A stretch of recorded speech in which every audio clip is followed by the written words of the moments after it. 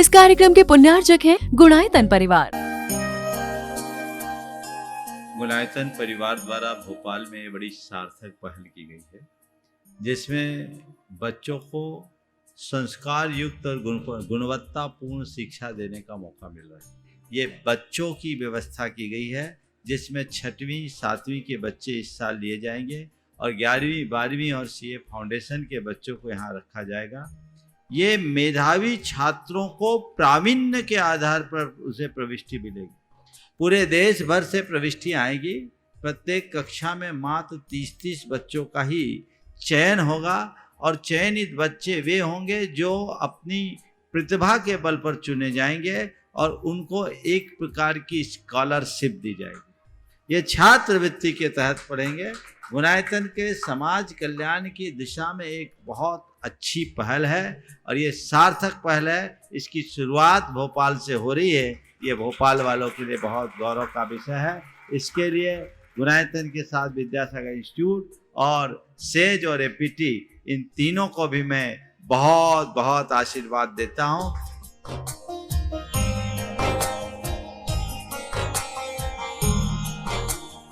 एक आदर्श और व्यवस्थित दिनचर्या का लक्ष्य प्राप्ति में बहुत बड़ा योगदान होता है।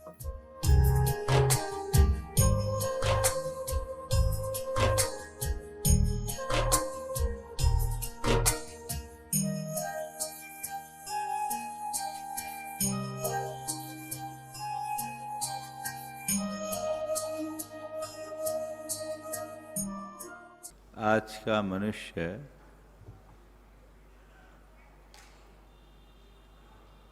बहुत साधन संपन्न हो गया है, लेकिन इस संपन्नता के मध्य उसकी प्रसन्नता कहीं खो गई है ना। उसके पास सब कुछ है, पर मन में सुकून नहीं है। सारी सुविधाएं हैं, लेकिन मन में मुस्कान नहीं है। लोग जी रहे हैं, पर सच्चाई ये है कि लोग जी नहीं रहे हैं, जैसे तैसे रोते धोते जिंदगी काट रहे हैं। किसी भी व्यक्ति से बात करो, भाई कैसे हो? सब ठीक है, मजे में हूँ, है ना। लेकिन थोड़ा अंदर उतरो तो धीरे धीरे परतें खुलती है और फिर उसके अंदर की व्यथा कथा बाहर आना शुरू हो जाती। अगर मनुष्य अपने अंतर मन में उतर करके देखे तो पाएगा कि उसके मन में ढेर सारी शिकायतें हैं और यही हमारे अंदर की प्रसन्नता को लेने का सबसे बड़ा कारण है। जीवन में घोर आपाधापी है, बड़ी भागम भाग है। इस आपाधापी और भागम भाग ने हमें पूरी तरह थका दिया है।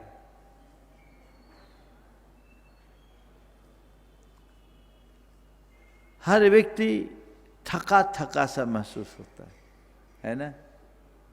ये थकान किसकी है? ये काम की नहीं, मन की थकान है। ये बोझ किसका है? काम का नहीं, मन का बोझ है। और जब तक मन बोझिल रहेगा, मुस्कान गायब रहेगी। एक बड़ा सेठ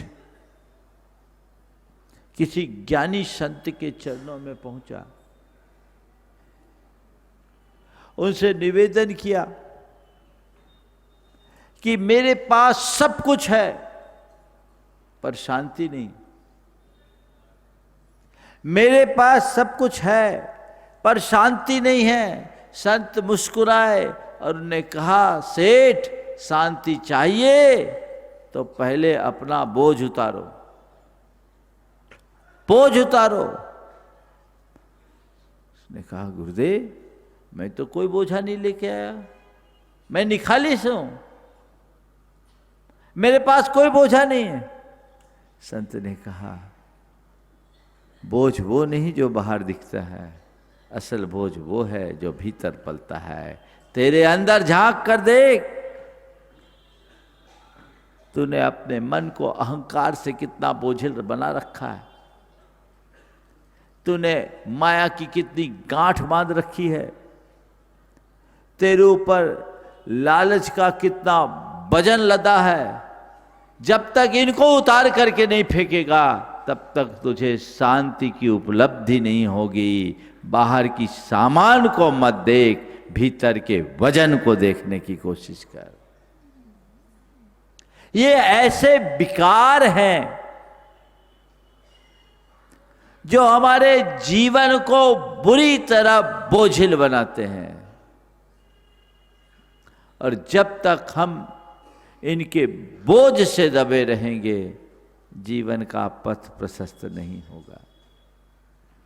संत कहते हैं, आनंद चाहिए तो विश्राम लीजिए, विश्राम, मन को विश्राम दीजिए, थोड़ा पहुंच होना चाहिए। क्या चलता है सुबह से? भागम भाग। एक जो जीवन शैली बन चुकी है, बस उसी दौड़ में लोग दौड़ते रहते दौड़ते रहते। अब तो लोगों की हंसी गायब भी है। मुस्कुराते हैं, चार तरह की मुस्कान दिखती है। औपचारिक मुस्कान कब? जब आप फोटो खिंचवाते हैं तब।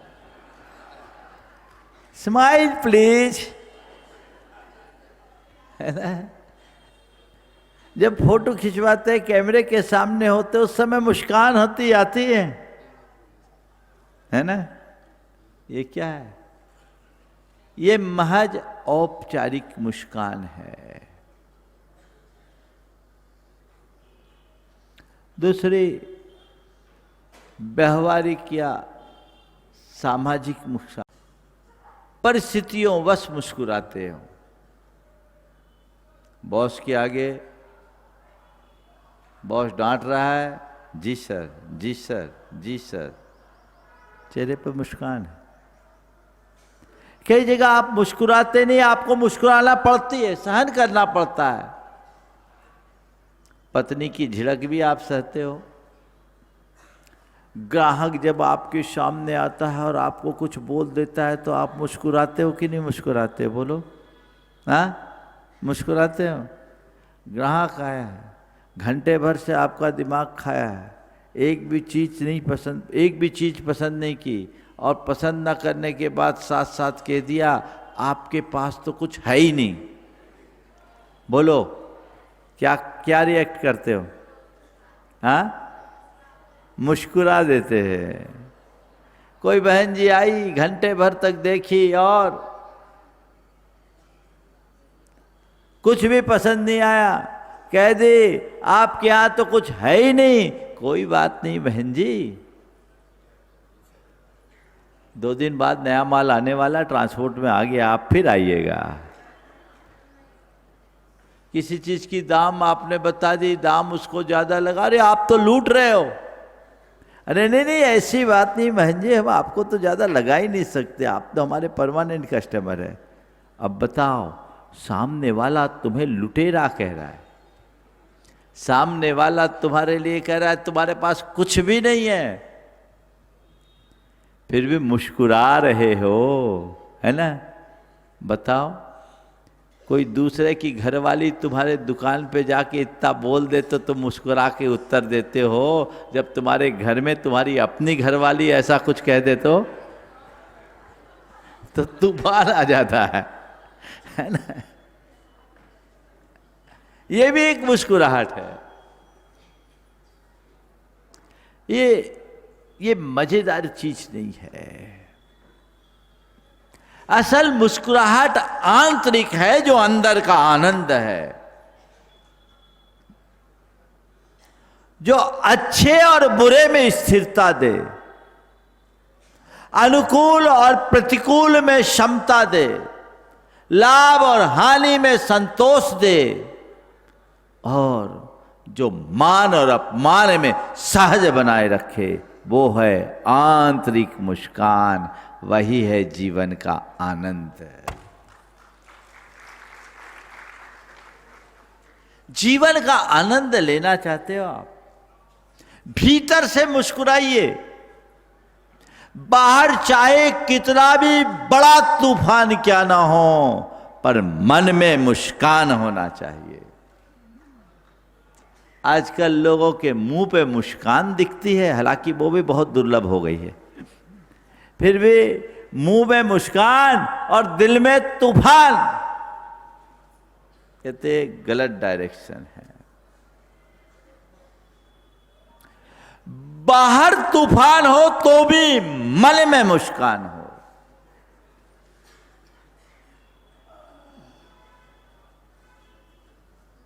चार बातें आज आप सबसे कहूंगा।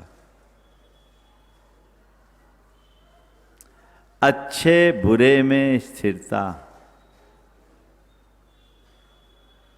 सुख दुख में समता, लाभ हानि में संतोष, और मान अपमान में सहजता। स्थिरता, समता, संतोष और सहजता, ये हमारे जीवन का मूल तत्व है। ये तुम्हारे अंदर आ गए तो तुम हर पल मुस्कुरा सकते हो। अच्छे और बुरे में स्थिरता। जीवन में सदैव एक रूपता नहीं रहती। रहती है क्या? कभी कुछ अच्छा होता है, कभी कुछ बुरा हो जाता है। हमको अच्छा, किसको हम अच्छा मानते हैं, किसको हम बुरा मानते हैं। जो हमारे मन के अनुकूल होता है उसको हम अच्छा मानते हैं, और जो मन के प्रतिकूल होता है उसको हम बुरा मानते हैं। यही है ना। जो मन को सुहाता है वो अच्छा लगता है, और जो मन को नहीं सुहाता वो बुरा लगने लगता है। कोई ऐसा व्यक्ति है जिसके पास ऐसी सामर्थ्य हो कि उसके जीवन में वही घटे जो उसके मन को सुहाए? है क्या ऐसा कोई? जबलपुर में, मध्य प्रदेश में, भारतवर्ष में, पूरे संसार में?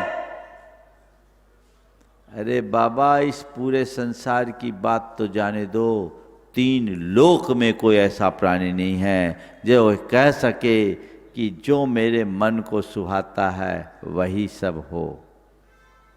भगवान भी उसमें समर्थ नहीं है। भगवान के जीवन काल में भी बहुत सारी चीजें ऐसी हुई जो मन के सुहाने लायक नहीं थी, लेकिन जो मेरे मन को सुहाए वो मुझे मिले, ये मेरे हाथ में नहीं है, पर जो मिला है वो मुझे सुहाए, ये मेरे हाथ में है। अच्छा बुरा में स्थिरता। उतार चढ़ाव तो जीवन में आते रहते। एक आध्यात्मिक दृष्टि हमारे अंदर स्थिरता देती है। जीवन में चक्र चलता रहता है, कभी अच्छा कभी बुरा होता है। कई तरह की समस्याएं सामने आती है, विपत्तियां आती, बीमारियां आती, अन्य प्रकार की विसंगतियां आती है, विषमताएं उत्पन्न होती है। ये हमारे हाथ में नहीं है। लेकिन जो मनुष्य अध्यात्म निष्ठ होता है वो जानता है कि ये जो कुछ भी है सब बाहर का है, भीतर कुछ है ही नहीं।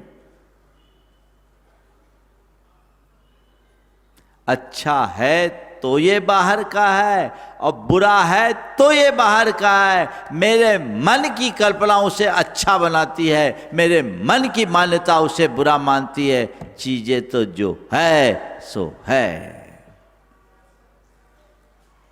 मुझे उसमें स्थिरता रखनी है। जीवन की ये बड़ी वास्तविकता है। बुरा हो गया, अच्छा हो गया। आप लोग चाहते हो सब अच्छा हो, चाहते हो कि नहीं? अच्छा हो तुम कितना भी चाहो, ऐसा हो ही नहीं सकता कि सब अच्छा अच्छा हो, बुरा ना हो ही नहीं सकता। पर चाहे कितना भी बुरा क्यों ना हो, मैं अच्छा बने रहूं, ये हो सकता है। धर्म हमें यही सीख देता है, अपने आप को अच्छा बनाए रखने की कला देता है। स्थिरता, स्थिरता, इन सबको एक संयोग मानो। दृष्टि को सकारात्मक बनाओ, आत्मा के स्वरूप पर भरोसा रखो, कर्म सिद्धांत के विश्वासी बनो। कभी जीवन में बदलाव नहीं आएगा, भटकाव नहीं आएगा। ये तो संयोग है, अच्छा है बुरा है, ठीक है, संयोग है। संयोग बनते बदलते, संयोग ऊपर है अंदर नहीं। बनेंगे बदलेंगे, संयोग को संयोग की भांति देखने वाला मनुष्य जीवन में चाहे कितना भी परिवर्तन आ जाए विचलित नहीं होता। उसकी सकारात्मक दृष्टि बुराई में भी अच्छाई दिखाती है, बुराई में भी अच्छाई।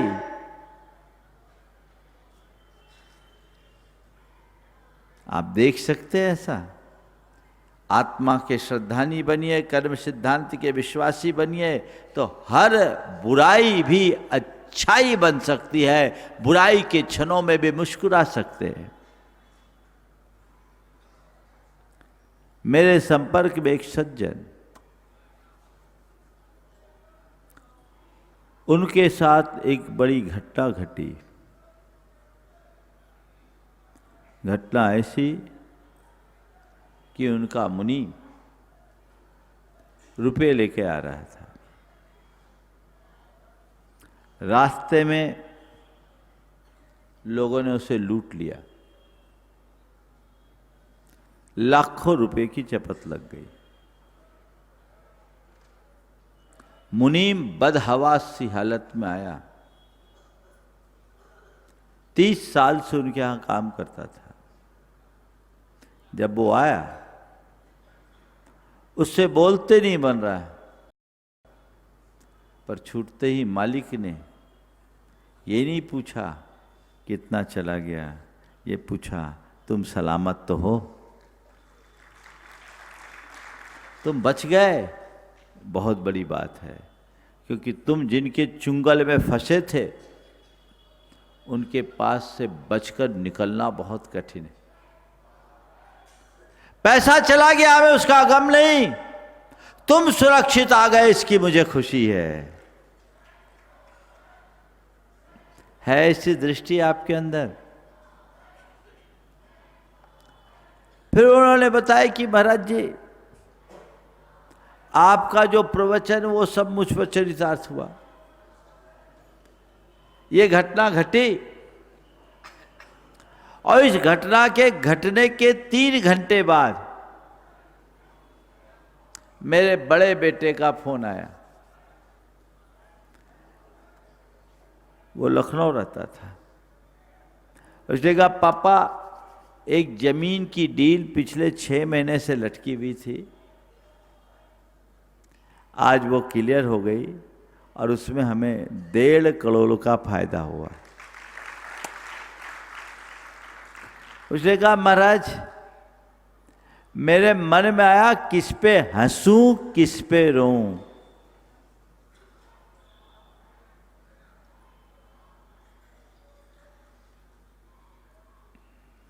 किस पर हंसूं किस पे रोऊं।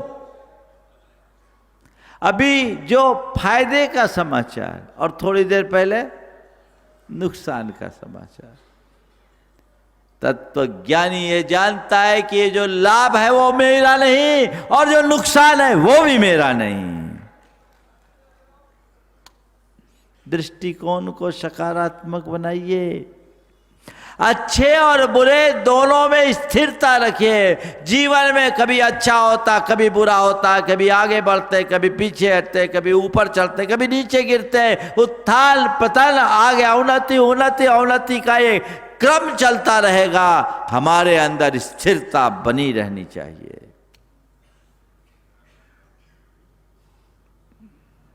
संयोग मानोगे स्थिरता होगी, सोच को सकारात्मक रखोगे स्थिरता बनी रहेगी, आत्मदृष्टि रखोगे स्थिरता बनी रहेगी, और कर्म सिद्धांत के विश्वासी बनोगे स्थिरता बनी रहेगी। और कोई दूसरा तुम्हें स्थिर बना भी नहीं सकता। इसके लिए तुम्हें ये सब चीजें अपने भीतर घटित करने की आवश्यकता है। अंदर से घट गए, जीवन में आनंद ही आनंद है। स्थिरता। बुरा से बुरा हो जाए तो भी अपने आप को डगमगाने मत दो। एक व्यक्ति को नुकसान हुआ, बेटा बड़ा मायूस हुआ, भारी नुकसान, बुरा हुआ, बेटा मायूस हुआ। पिता ने कहा बेटे नुकसान हुआ, इस बात को लेकर दुखी मत हो, ये सोच कि हम पर कर्जा नहीं चढ़ा, हम खुश रहें। कर्जा नहीं चढ़ा, बदलाव, सोच बदलो। एक की दुकान थी, अच्छा शोरूम था, उसकी चलती शोरूम को देखकर बाजू वाले ने भी वैसी शोरूम बना ली, सेम बिजनेस। बेटा घबराया कि अब बिल्कुल बराबरी से बाजू में एक बढ़िया शोरूम खुलेगा तो अपना बिजनेस थोड़ा प्रभावित होगा, विचलित। पिता ने कहा बेटे घबरा मत, ये अपने लिए अवसर है। अब ये एक खुला है, भावना भाव 2-4 और खुल जा, मार्केट बनेगा, अपना सेल बढ़ेगा। क्या सोचते हो? क्या सोचते हो? कभी भी नकारात्मक सोचोगे तो जिंदगी नकारा बनेगी, और सोच को सकारात्मक बना के रखोगे तो हर पल चेहरे पर मुस्कान होगी, तनाव नहीं होगा। ये सब चीजें क्यों होती? हम अपेक्षाएं पालते हैं, तुलना करते हैं एक दूसरे से,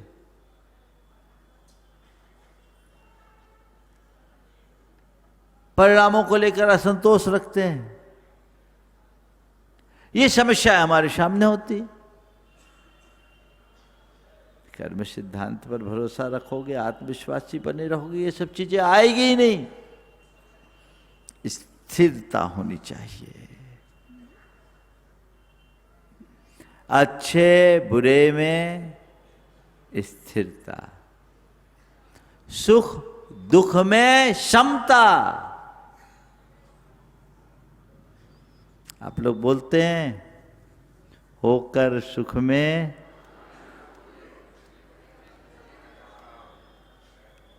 ये होकर सुख में मग्न न फूलूं, दुख में कभी न घबराऊं, इष्ट वियोग अनिष्ट योग में सहनशीलता दिखलाऊं। किसको सुनाते हो? हाँ, भगवान को, है ना। ये अगर जीवन में उतर जाए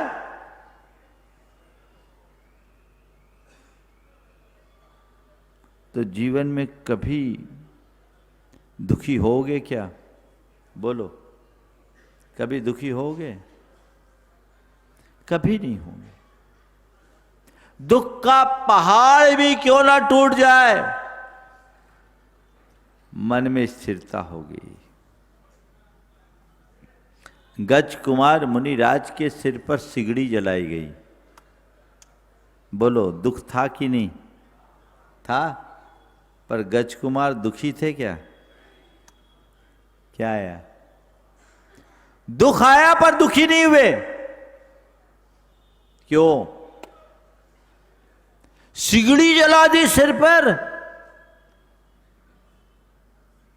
फिर भी मुस्कान, फिर भी आनंद। क्यों? वहां केवल दृष्टा भाव था। वे आत्मदृष्टा थे।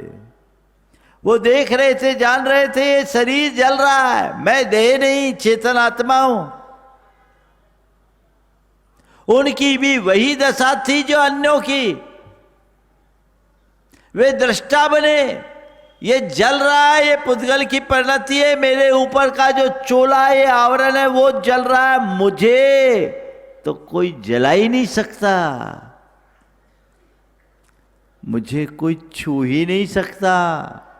मैं अस्पर्श हूं, मैं अरूप हूं, मैं अछेद्य हूं, मैं अभेद्य हूं।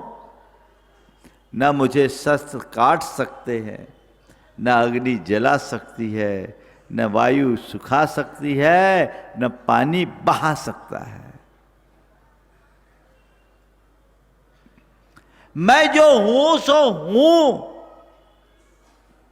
ये दृष्टि उनके अंदर थी। सिगड़ी जलने के बाद भी वो सहज बने रहे। भैया बहुत अच्छे युग में जी रहे हो, आज कोई सिगड़ी जलाने वाला नहीं है,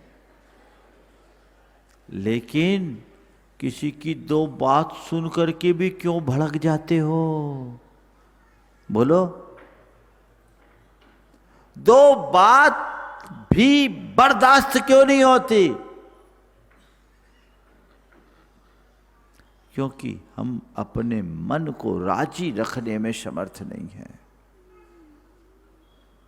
संत कहते मन को चीजों के साथ राजी रखने का अभ्यास बनाओ।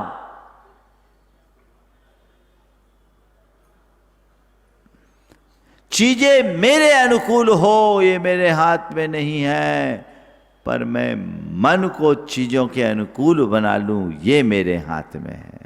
बस ये प्रयास। ढलो, एडजस्टमेंट करना सीखिए।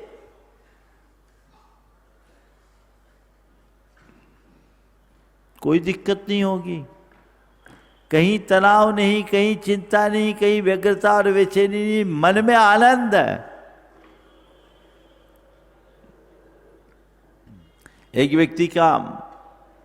व्यक्ति ने मकान बनाया, हफ्ते भर बाद उस मकान में प्रवेश करने वाला था, मकान में आग लग गई, मकान धू धू करके राख हो गया। लोगों को भी बड़ा दुख हुआ। लोग उसे सांत्वना देना चाहे और आए, वो देखे तो वो आदमी मुस्कुरा रहा था। आदमी मुस्कुरा रहा था। लोगों को बड़ा आश्चर्य हुआ कि इतना बड़ा मकान जलकर राख हो गया, फिर भी तुम्हारे चेहरे पर मुस्कुराहट, बड़ा गजब सा लग रहा है। उसने कहा, भैया मैं अपने आप को बहुत भाग्यशाली मानता हूँ, जिस मकान में आग लगी हफ्ते भर बाद में उसमें प्रवेश करने वाला था। गनीमत है कि आग आज लगी, यदि यही आग हफ्ते भर बाद लगी होती तो इस मकान के साथ मेरा पूरा परिवार भी भस्म हो जाता। मकान तो फिर भी खड़ा किया जा सकता है, परिवार को दोबारा खड़ा करना कठिन है। इसलिए मैं इस बात से दुखी नहीं हूँ कि मकान क्यों जल गया, मुझे इस बात का सुख और सुकून है कि मेरा परिवार बच गया। बोलो, थोड़ा थोड़ा दुख आता है जो तो आप लोगों का, आप अगर थोड़ी सकारात्मक दृष्टि रख लो तो आप दुख में भी सुख खोज सकते हो। थोड़ी लिस्ट बनाओ आज अपने दुखों की, किस किस कारण से दुखी हो। हिसाब लगाओगे तो सबसे ज़्यादा लोग अपने पति से या पत्नी से दुखी होंगे, ज़्यादातर लोग। पहली शिकायत, फिर किसी को अपने माँ बाप से होगी, फिर किसी को अपने बच्चों से होगी, फिर किसी को अपनी आर्थिक तंगी से होगी, किसी को अपने पड़ोसी से होगी, किसी को अपने रिश्तेदारों, देवरानी जेठानी, भाई बंधुओं से होगी, परिजनों से होगी। यही है ना। पाओगे तो अगर आप मेरी नज़र से देखोगे तो आप पाओगे कि नहीं, जिसके कारण मैं दुखी हूं वो औरों से बहुत अच्छा है, औरों से बहुत अच्छा है। एक बार एक बहन जी आई, बहुत दुखी थी, परेशान। महाराज को उपाय बताइए ने, बहुत तकलीफ होती है, आपके पास आती हूँ, आप यहाँ चौमासा कर रहे हैं, मुझे बहुत दुख होता है। बोले क्यों दुख होता है, मेरे चौमासे से दुख है क्या? नहीं महाराज जी, आपके चौमासे से नहीं, आपका चौमासा है इसीलिए तो मैं दुखी हूँ कि क्या बताऊँ, सब आते हमारे, ये नहीं आते। बोले ये कौन? बोले महाराज जी हमारे श्रीमान नहीं आते। बोले बिल्कुल देखिए ना, सब आते हैं, मेरी जितनी भी सहेलियाँ हैं सब अपने अपने जोड़ियों के साथ आती, ये आते ही नहीं है। हमने कहा अच्छा, तुम्हें तो नहीं रोकते? नहीं महाराज मुझे रोकते नहीं हो, मैं रुकने वाली भी नहीं हूँ। मुझे तो नहीं रोकते और मैं रुकने वाली भी नहीं हूँ। अच्छा। हमने कहा कभी तुम पर गुस्सा तो नहीं करते? नहीं महाराज भारी तो मैं ही पड़ती हूँ। बोला अच्छा, कोई व्यसन बुराई तो नहीं है? महाराज इस मामले में एकदम देवता है, सुपारी तक नहीं खाते, सुपारी तक नहीं खाते। हमने कहा तुम्हारी भावनाओं की कद्र? महाराज पानी मांगो तो दूध लाते, कोई कमी नहीं। महाराज बाकी सब ठीक है, बस थोड़ा मंदिर नहीं आते और आपके पास नहीं आते। महाराज आप कुछ कर दो जो आ जाए। क्या करूं, मैं बहुत दुखी हूं। मैंने कहा एक काम करो, एक श्रीफल लेकर आओ, भगवान के चरणों में चढ़ाओ और भगवान से प्रार्थना करो, हे भगवान बड़े पुण्य से ऐसा पति मिला, अगले जन्म में भी ऐसा ही मिले। पुण्य से ऐसा पति मिला, अगले जन्म में भी ऐसा ही पति मिले। मैंने कहा ये बता, तेरा पति नहीं आता इसलिए तो दुखी है, पर यदि कदाचित तुम्हें रोकता तो तुम्हारा क्या होता? तुम्हारा पति गुस्सैल और बदमिजाज होता, तुम्हारे साथ मार पीट करता तो तुम्हारा क्या होता? तुम्हारा पति यदि व्यसनी, शराबी, कबाबी, जुआड़ी होता तो तुम्हारा क्या होता? तुम्हारा पति एकदम निठल्ला, निकम्मा होता, कमाऊ नहीं होता तो क्या होता? तुम्हारा पति तुम्हारी कद्र नहीं करता तो तुम्हारा क्या होता? बताओ कितनी सारी अच्छाइयाँ हैं। तुम एक बात को देख रहे कि यहाँ नहीं आते, मत आन दो, जब उनका भवितव्य होगा तो आ जाएंगे। तुम आ रही हो इसकी खुशी मनाओ। बोलो कौन अच्छा? बोलो। इसलिए आज से अपनी पतियों की अच्छाइयाँ देखना शुरू कर दो, शिकायतें खत्म हो जाएगी। इसका मतलब ये नहीं कि पति सब अच्छे हैं, पतियों को अपनी पत्नियों की अच्छाइयाँ देखना चाहिए। एक दूसरे को देखो। हम लोग कमी ये है कि हम अपने हिसाब से देखते, सामने वालों के हिसाब से कभी देखने की कोशिश नहीं करते, इसलिए जीवन दुखी बना रहता है। यह तो केवल एक उदाहरण है। तुम जिन जिन निमित्तों से अपने आप को दुखी महसूस करते हो, उन सभी दुखों का विश्लेषण करो। कोई भी विपरीत संयोग तुम्हें दिख रहा है, पाओगे फिर भी मैं बहुत अच्छा हूं। पॉजिटिव सोच, संयोग मानो, सकारात्मक सोच रखो, आत्मदृष्टि रखो। आत्मा में न बिगाड़ है न सुधार है। अकर्म सिद्धांत के विश्वासी रखो। कर्म का उदय आया है चला जाएगा। ये परेशानी मेरी परेशानी नहीं है, कर्म काटने का निमित्त बनकर आई है। मुस्कुराहट रहेगी कि नहीं रहेगी? बोलो।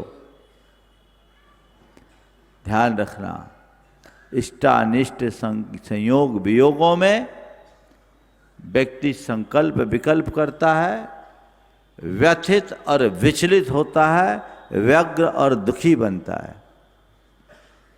लेकिन यदि सच्चा तत्व ज्ञान हो तो उसे धर्म ध्यान बनाकर उसको ही अपने कर्म काटने का निमित्त बना लेता है। लाभ हानि में संतोष, जो मिला है, जितना मिला है, जैसा मिला उतने में संतोष रखो। इस कार्यक्रम के पुण्यार्जक गुणायतन परिवार। गुणायतन परिवार द्वारा भोपाल में बड़ी सार्थक पहल की गई है, जिसमें बच्चों को संस्कार युक्त और गुणवत्तापूर्ण शिक्षा देने का मौका मिल रहा है। ये बच्चों की व्यवस्था की गई है, जिसमें 6वीं 7वीं के बच्चे इस साल लिए जाएंगे और 11वीं 12वीं और सीए फाउंडेशन के बच्चों को यहाँ रखा जाएगा। ये मेधावी छात्रों को प्रावीण्य के आधार पर उसे प्रविष्टि मिलेगी। पूरे देश भर से प्रविष्टि आएगी। प्रत्येक कक्षा में मात्र 30-30 बच्चों का ही चयन होगा और चयनित बच्चे वे होंगे जो अपनी प्रतिभा के बल पर चुने जाएंगे और उनको एक प्रकार की स्कॉलरशिप दी जाएगी। ये छात्रवृत्ति के तहत पढ़ेंगे। गुणायतन के समाज कल्याण की दिशा में एक बहुत अच्छी पहल है और ये सार्थक पहल है। इसकी शुरुआत भोपाल से हो रही है। ये भोपाल वालों के लिए बहुत गौरव का विषय है। इसके लिए गुणायतन के साथ विद्यासागर इंस्टीट्यूट और सेज और एपीटी, इन तीनों को भी मैं बहुत बहुत आशीर्वाद देता हूँ।